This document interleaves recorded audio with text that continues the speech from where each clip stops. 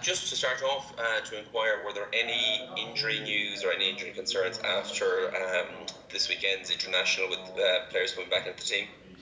No, no, really, we are. Well, we've got some players back. So from the that were training with the Irish camp, and from our game now we had Rory O'Loughlin, who was sick last week, and now he's joined us back. So all's good, all's good. Yeah, we can't Good to afford hear. that many that many more injuries, That's fair enough. So you're strapped for players a little bit at the moment. One thing that I wanted to ask you, you've been experimenting a little bit with Harry Byrne in the centre the last couple of games. Can you give me a little bit of insight into why you're doing that, and what's the plan then when Johnny Sexton comes back from international duty, how you might fit him in? No, well, it's part of. I think to start with is we always try to have good ball players, and handling players and playmakers. So and having the luxury of having two tens there, it actually works well for our like strategy and the way we want to play the game.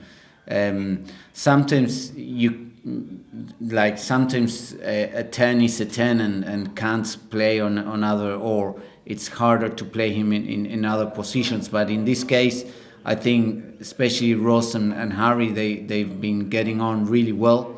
They know, well, they're brothers, they get on well themselves, but also they know each other, and they try to make things work on the pitch. So I think it's been a very interesting combination. We tried it in training and it worked, and in the games it's working well. So yeah, it's one other option we have there. It's not that.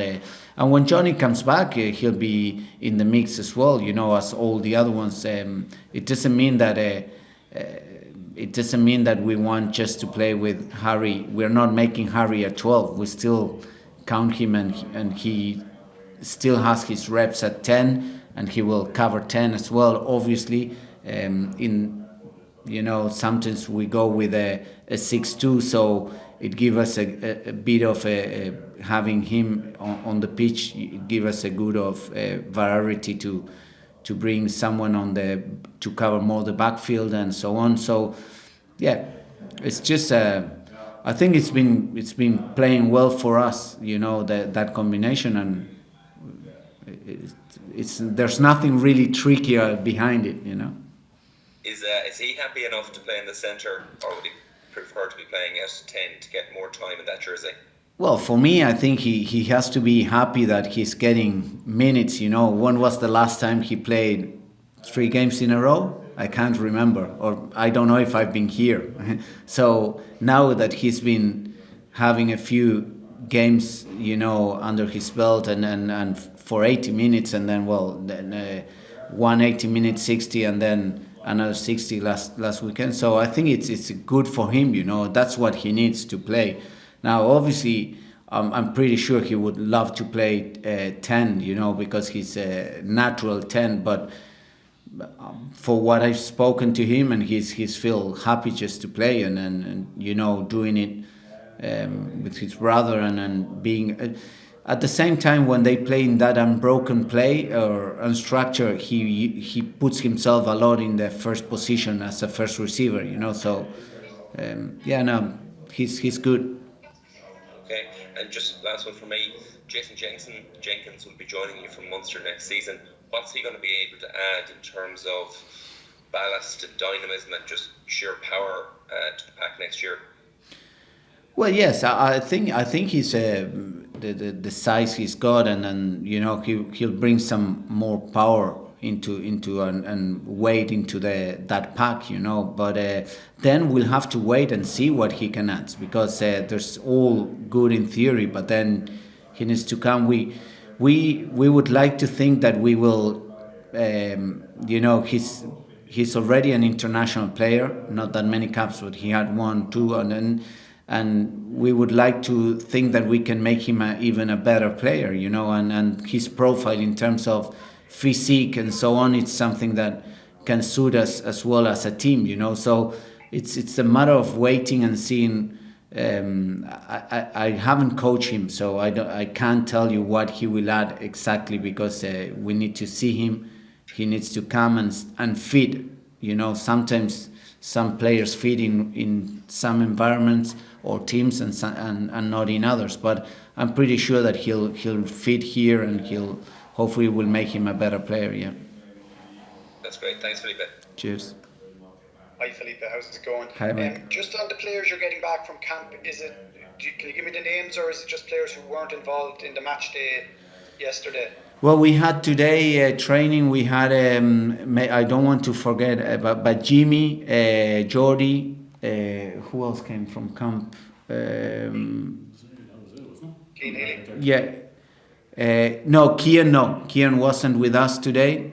But James Ryan rehabbing, so he was here, but because he came to rehab with us.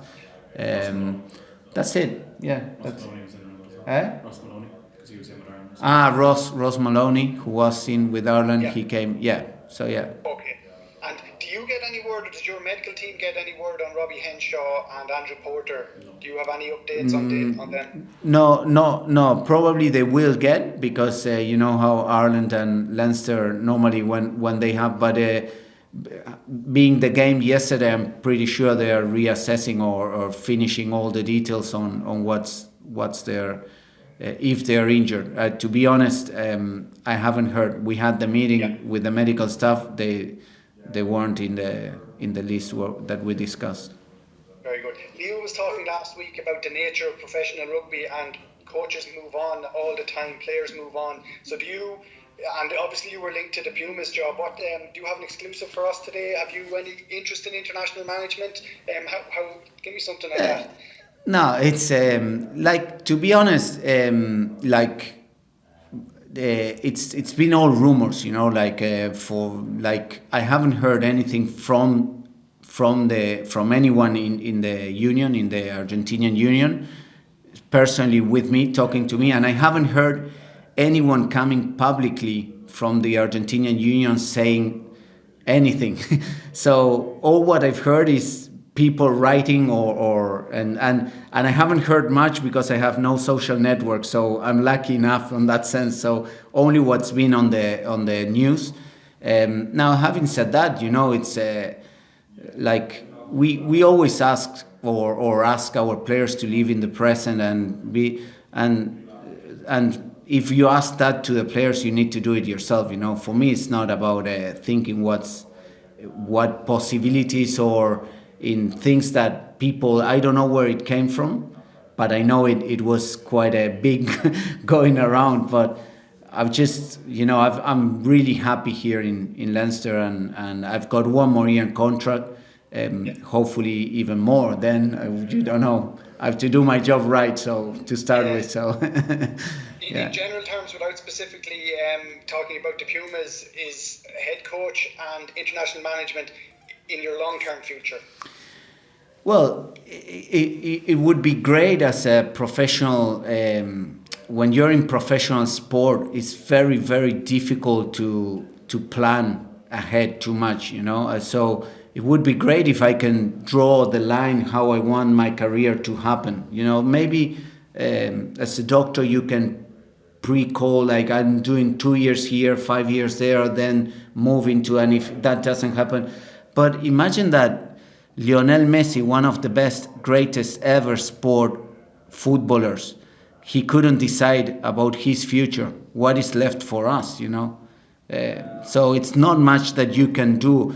Definitely, I would say, if you ask me, would you like to coach internationally? Well, yes, I can say yes. When? I don't know, because in this profession, I think you prepare yourself, and you're always preparing yourself, and when opportunities arrive, you just go for them, But I can tell you here in Leinster, I'm still developing and I'm still growing. I feel I'm still learning every single day. So the day I stagnate in my learning curve in a place, that's the moment you definitely have to move on. for the moment, didn't happen here in Leinster to me. Very good. Just a last one quickly from me. This rule that kind of caused so much consternation yesterday, Italy going down to 13 players, it's kind of a loophole in the law that spoiled the game. What's your take on that? Is it something that should be looked at by World Rugby? Yeah, well, it's a personal opinion now, no? It's I think yes, it's I don't know, for a red card, like to have to take one, if you know, I can see it, like if you want to go and strategically go into uncontestable, yeah, you have to take one, but for a red card, no one will take a red card or go or do something obvious and have a red card to go into uncontestable scrums, I think. So it's something that definitely, and there's always little loops, you know, there's so many laws, and rugby is kind of complicated in that sense that sometimes you have those exceptions that maybe it's worth reviewing, but it's so rare that unluckily for Italy, and yeah, but it's kind of a rare loop in the law, you know. Thanks, Feilipe. It's right there. Thank you. Hi, Feilipe. Ashling here from Off Ball. How are you? Yeah, good. Good. Just bringing it back to against the Lions. It was 7-6. Leinster were ahead at half time. Suppose Leinster didn't have it all their own way. Did you expect it to be as tough a game as it was? Yes, definitely, and we were delighted that we had that sort of game. I think that's what South African teams will bring into this competition as well. You know, I think it's people sometimes underestimate or how hard it is to work and go for in the games. You know, and this was a proper South African powerful based team fighting for every single inch and when we make the review, there were loads of very good things that we've done. Unfortunately, we didn't finish it or when some opportunities that we had, and that put us in that situation. But having said that, that's what we need to deal with and where we need to get better and make sure that when you play against these sort of teams, you take every opportunity you have, you know. So yeah, it's there's a lot of learning there, but there's a lot of good things to take away as well, you know, from the game, you know. Yeah, and one of the good things to take was the 3 academy players that started as well. It was a great opportunity for them against such a physical side.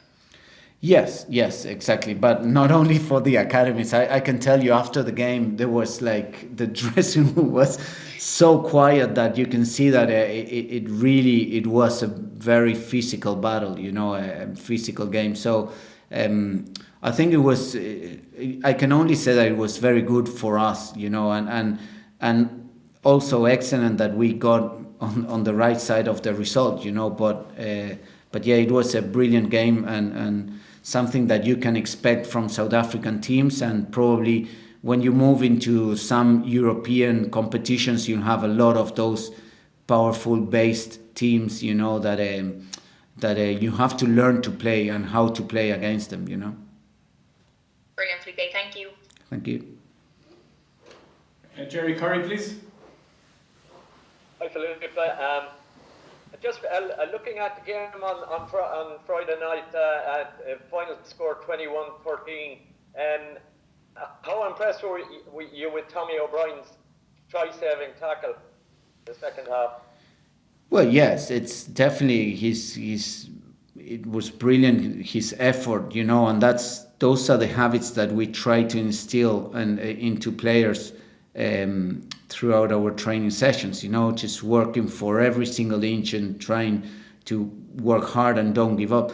Definitely, Tommy got the best, I think, in terms of he's a very quick, tough player, and so he got there. But you could see also Ross trying to get there, Ross Byrne and many other guys backtracking, you know, and it was Tommy's moment, and we are delighted, and you know, but that's part of why he's where he is, you know, because he's doing he's really working hard, and that's what we want from every single player to work hard, you know.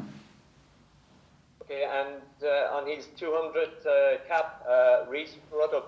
How important a player has he been over the last couple of years to Leinster?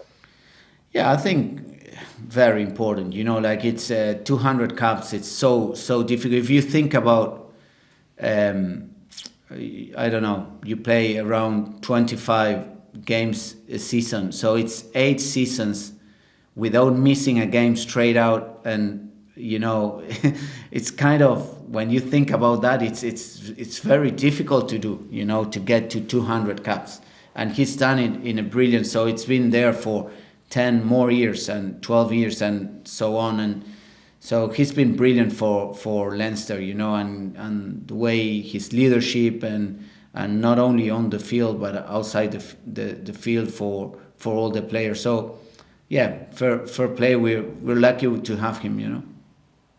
And finally, Dan Levy coming back in and getting through 60, 65 minutes, whatever. It was good to see him back. Yeah. You know, everyone knows how what he's been through, but we see him here fighting so hard to come back every single day that it's really a joy when you see guys, you know, having that opportunity and coming from such a nasty injuries and some setbacks after that. So yeah, I'm delighted for him, and he did a great job. Yeah.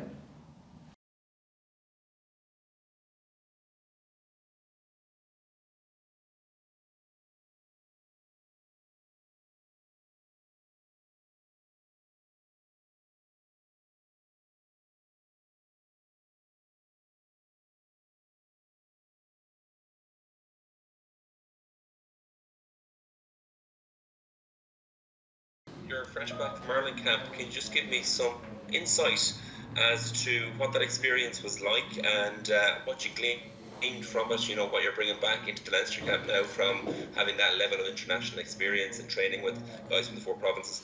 Yeah, it was great. I was so excited to go in. It was like my first proper time I've been included in the squad. I went in once when I was a young lad, just when they bring in kind of when you're young to go in and train. But yeah, it was a great experience going and training with all them lads. Obviously, a lot of Leinster lads are in there already, so I knew a good few lads, and I played kind of like sevens with like the likes of like Rob Alacune and stuff. So I knew I got a good few of the players in there. But yeah, I'm just kind of excited now to get back and play, and I kind of want to just try and perform at a good level now for Leinster, so I get picked for the next squad. Yeah, I'm sure there's lots of players at your level who are all eager to get their crack at international level playing for Ireland. How much more of an incentive is it now for you to go out and really play well for every minute you can with Leinster to get back into Ireland camp, and how much of an inspiration is that for you? Oh yeah, 100%. I always, my dream is to play for Ireland, and just even got that small taste of it last week. I just want to get back in there. So yeah, it's definitely kind of give me another kind of kick on to try and hopefully play consistently at a very top level so that I get back into the squad. And just finally for me, you're going to have a lot of competition because we're really blessed in the position of wing. Matt Hansen is now in the mix. James Lowe is back. So what's the feeling for you? Is it like get in and kind of just bed in, or no, I want to take the jersey off someone else like Matt Hansen has proved there's potential to do right now? To be honest, I just want to focus on myself, and I can't remember telling me, but you can obviously be like, oh, I'm not playing as well as them, but you're only kind of playing as good as you're kind of up against yourself, and I just want to keep getting better, and then hopefully that's good enough to play, and whatever position they pick me, I'll be happy to play. It's great, fair play to Jimmy. Cheers, Joe.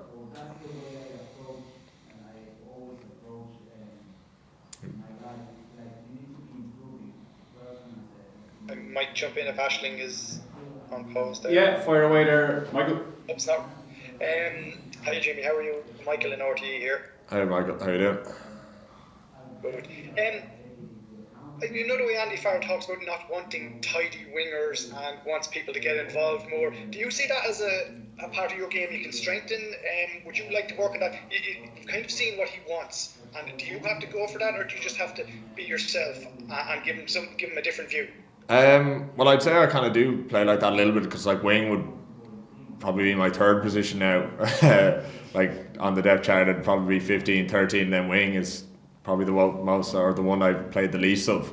So I kind of do end up coming in off my wing and trying to play like that, because I remember at the end of last season I played a couple on the left wing and I kind of felt like I was kind of lost a bit, and I talked to Feilipe about it and he was like, just play how you normally play. It's like you're not just like boxed into being a winger, because I was kind of trying to look at wingers but do what they do, but it doesn't come too naturally to me. So he was kind of like, no, just play how you normally play even though you're playing left wing. So hopefully that suits how they want to play in Ireland, but yeah, I think that's how I'll play it anyway.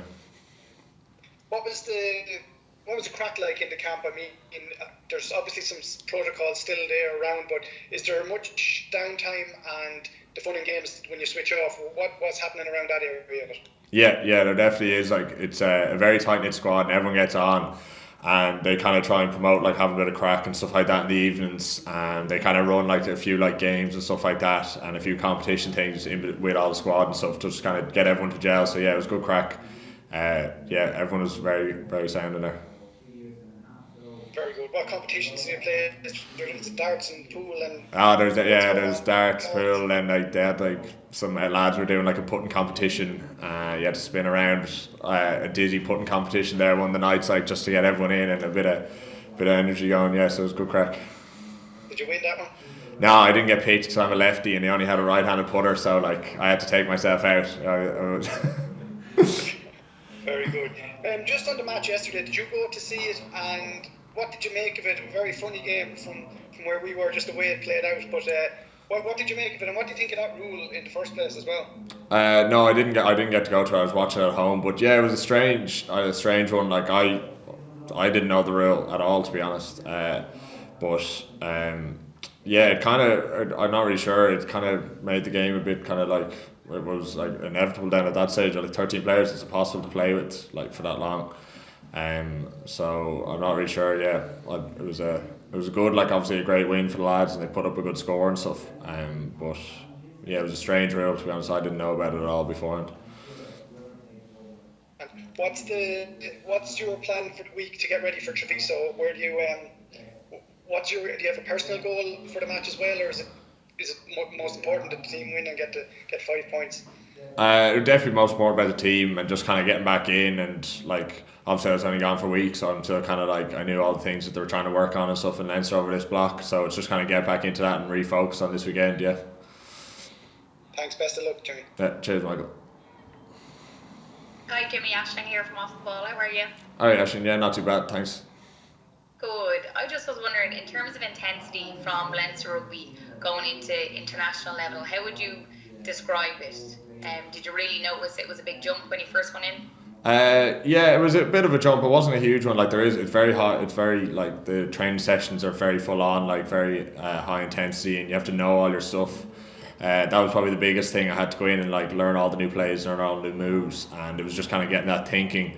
You just kind of have to think a bit quicker when you're in there, because everyone is so athletic. Everyone kind of knows their stuff. So that was kind of the biggest thing, was you have to try and think a bit quicker. And when you went in there, you were probably speaking to a lot of the more experienced lads that have been in there for quite a long time. Did you get any good advice? I'd know a few of them, and they were just like, just be yourself, like go in and do what you've been doing, like don't try and do everything different. So that was good, yeah. And I know we already mentioned just about the Italy game, but some of these laws, do you think that they're fit for purpose? Yeah, I'm not too sure.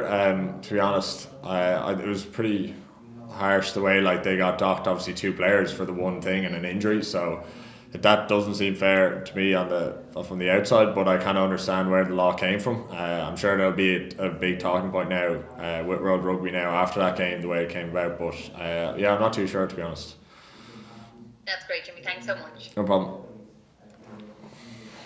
Jerry Curry, if you have a question for Jimmy there. Yeah. Hi Jimmy, Jerry Curry here from Dublin City FM. Hi. I just wonder in terms of playing on the wing. You said your probably favourite position is full back, then you play on the centre, and when you're playing on the wing, is it tougher to sort of slot in there? Having played at full back, or can you take things from those positions to use as a winger? That's my question. No, I kind of get what you're coming at. Yeah, I would definitely take things like from fullback, even like positionally in the backfield and stuff. Like, let's say I'm playing on the wing, and Hugo's playing fullback or something. Like, I'd kind of know where he'd be thinking I should be, because if I was fullback, I'd know where I want my winger to be, and things like that. So it definitely does help, I think, playing the multiple positions. And like, let's say I'm on the wing, I know where the 13 kind of wants me, because I've played 13 so much, if you get me. So yeah, I think it definitely helps, like, playing the couple of positions. Okay, and just one about say St. Benetton on Saturday, I think. Yeah. They're below mid-table now, and obviously they won the Pro 14 last year. So, are you expecting much of competition from them? Yeah, definitely. I don't think had a meeting this morning. We were talking about that. We've never gone over there and had an easy game, and they've beat us in the RDS. I think it was 2 years ago or last year. They're always a very tough game, very physical side. So it's going to be a very hard game, especially away from home. They usually get their wins at home and stuff. So yeah, we're expecting a very tough side.